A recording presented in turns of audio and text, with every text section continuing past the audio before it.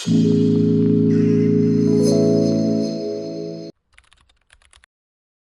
ये कविता आपके सामने रख रहा हूँ कि प्रेम के ना होने से प्रेम के पूर्ण होने तक का जो सफ़र है उसमें एक इंसान के ऊपर क्या कुछ घटित होता है, क्या अनुभव होता है, और वो दुनिया के जो सिद्धांत हैं उनको कैसे पैरेलली तोड़ता चला जाता है, ये मैं आपको बताना चाहता हूँ। तो आप तालियां बजाएं मेरे साथ, मैं चुटकी बजाऊंगा, आप भी बजाएं, मुझे बहुत अच्छा लगेगा। अब वो लड़का सबसे पहले क्या कहता है कि मैं कैसा था और अब क्या हो रहा है, यही सवाल उठेगा। तो वो कैसा था? अकुटिल में अकिंचन लय और रघी।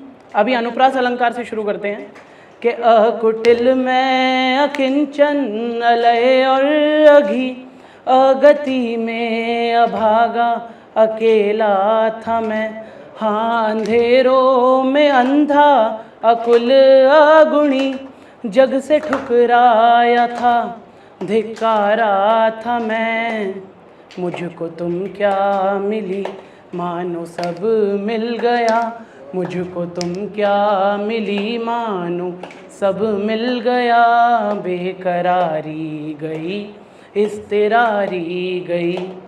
बेकरारी छटती है, पहले अनुभव से छटना शुरू होती है। ये 5 स्टेजेस हैं, 5 मंच हैं, और आप साथ चलिएगा। अपनी प्रेयसी में और दुनिया में वो क्या डिफ्रेंशिएट करेगा कि जब भी देखा कहीं हाँ तो पाया यही, सब कृपण हैं यहाँ और हैं बैरी सभी, दौलतों से ही अपनी वे तोला किए, तो कभी व्यंग काया का करते थे वे, तुमने पूछा नहीं और अपना लिया, कुछ भी पूछा नहीं और अपना लिया, कुछ कहा भी नहीं और सब कह दिया। ये दूसरा चरण है। दूसरे चरण में उसे समझ में आता है कि ये जो दुनिया में हो रहा है ये चीज़ ठीक नहीं है। लेकिन तीसरे चरण की तरफ क्या है? तीसरे चरण की तरफ जब वो देखता है कि लोग प्यार में क्यों रोते हैं, जब प्यार हो जाता है, अभी तक तो था ही नहीं, तो जब हो गया है तो लोग परेशान क्यों हैं, और खुश हैं तो इतने खुश क्यों हैं, जिसे नहीं पता है वो तो यही पूछेगा। और जब टूट जाता है तो फिर इतना रोते क्यों हैं, ये भी तो मुख्य सवाल है। कि सोचता था मैं ऐसे ये रोते हैं क्यों, हैं बिलखते क्यों ऐसे, क्यों सोते नहीं, कैसे हो सकता है नींद आती न हो, सोच पाते नहीं फिर है मुस्काते क्यों, जब से जाना तुम्हें सब भरम खो गया, जब से जाना तुम्हें सब भरम खो गया, जाने क्या हो गया मैं नम हो गया। जितनी जितनी परेशानियाँ, जितना दिमाग गर्म रहता है वो शांत हो जाता है, जितनी नींद नहीं आती है उतना शांत हो जाता है।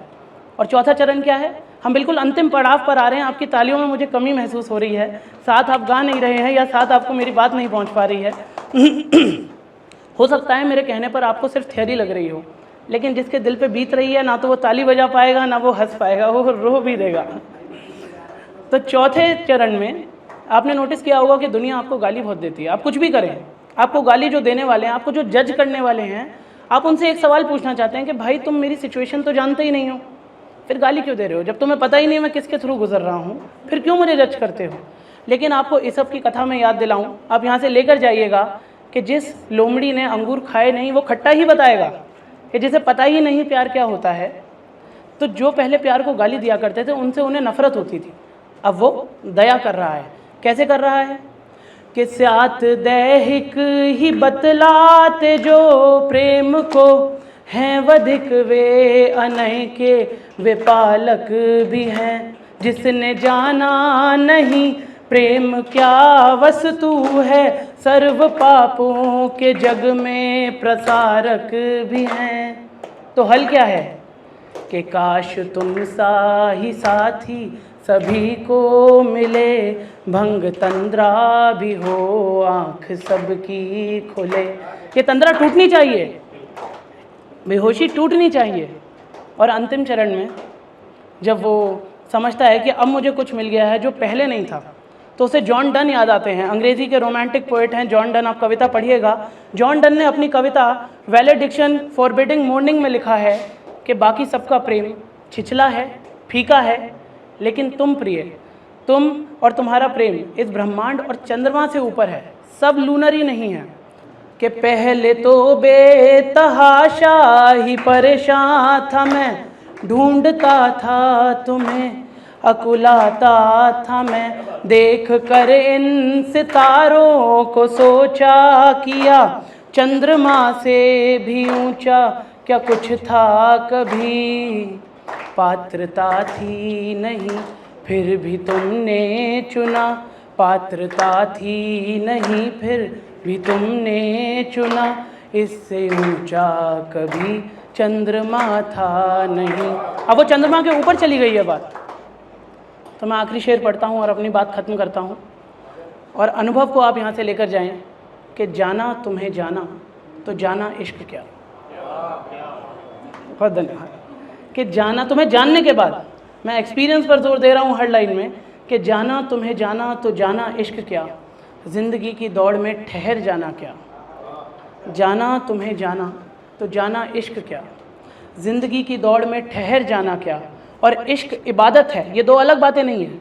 इश्क इबादत है, हर कुरान में लिखा है, पढ़ा तो बहुत था मगर अब जाना क्या। बहुत बहुत धन्यवाद।